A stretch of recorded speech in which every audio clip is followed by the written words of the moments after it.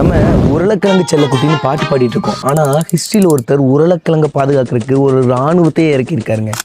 தம்பி காமெடி வேண்டாம் சொல்லிட்டேன் நான். என்ன கதைன்னு பார்ப்போமா? 90s கிட்லேருந்து 2K கிட் வரைக்கும் நம்ம அதிகப்படியாக விரும்பி சாப்பிடக்கூடிய ஒரு ஃபுட்னா ஃப்ரெஞ்ச் ஃப்ரைஸ் தான். ரொம்ப நன்றி. அப்போது ஃப்ரான்ஸுக்கும் பொட்டேட்டோக்கும் ஒரு கனெக்ஷன் இருக்கணும் இல்லையா?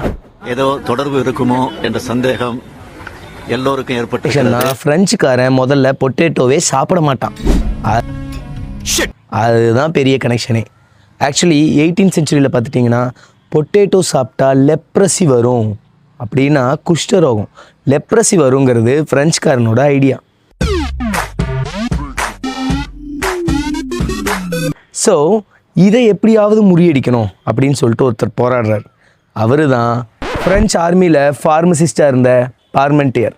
இவர் ஆர்மியில் இருக்கும்போது ஒரு தடவை ஜெயிலில் பிடிச்சி போட்டுடுறாங்க. அப்போ இவர் அதிகமாக சாப்பிட்ட உணவு பொட்டேட்டோ. அந்த பொட்டேட்டோவை எப்படியாவது ஃப்ரான்ஸ்குள்ளே இன்ட்ரடியூஸ் பண்ணணும், ஏன்னா அதில் நிறைய நியூட்ரிஷன் வேல்யூ இருக்குதுன்னு தெரிஞ்ச அவர் ஒரு காரியம் பண்ணுறாருங்க.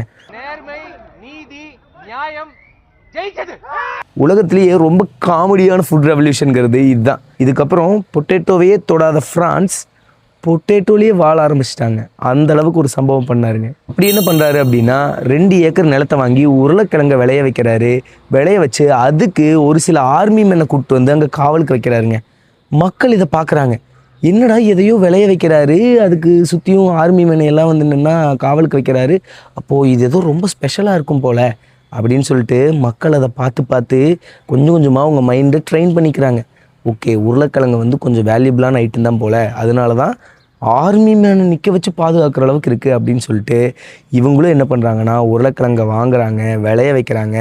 அப்போ உருளைக்கிழங்குங்கிறது வந்து என்ன ஒரு ப்ரெஸ்டீஜியஸ் பொருளாக மாறுது. அதுக்கப்புறம் உருளைக்கிழங்கை எல்லா மக்களும் சாப்பிட ஆரம்பிக்கிறாங்க.